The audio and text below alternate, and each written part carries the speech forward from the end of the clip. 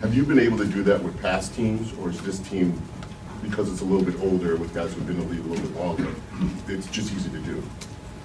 Well, I think that every week, like I said, entails something a little bit different. So you're always adjusting in this game, and I think finding different ways to, like I said, attack the scheme that you're facing.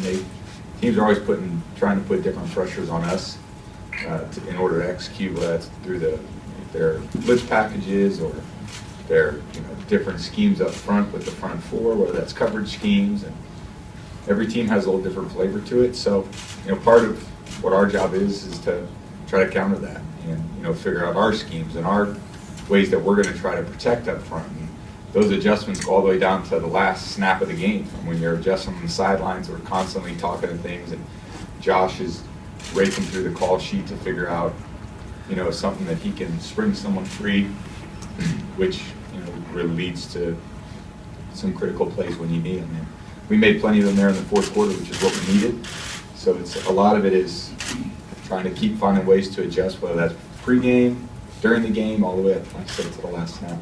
John, you always pay a lot of attention to detail. What have you seen in the tapes that you've watched from the Dolphins, the first 4 games versus the last 2 games, that are different schematically or in effort in terms of why they're playing so much differently?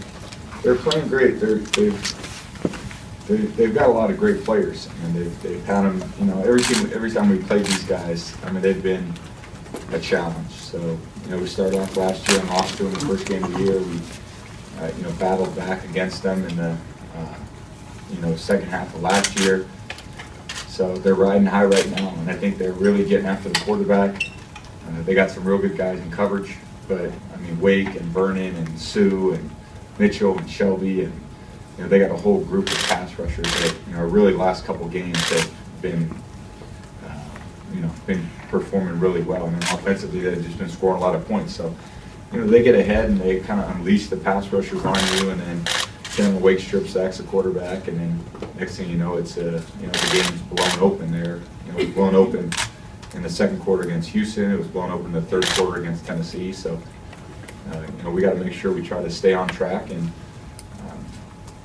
execute well, so that we keep things under control. But you can't be one-dimensional against these guys. These guys are really a talented group.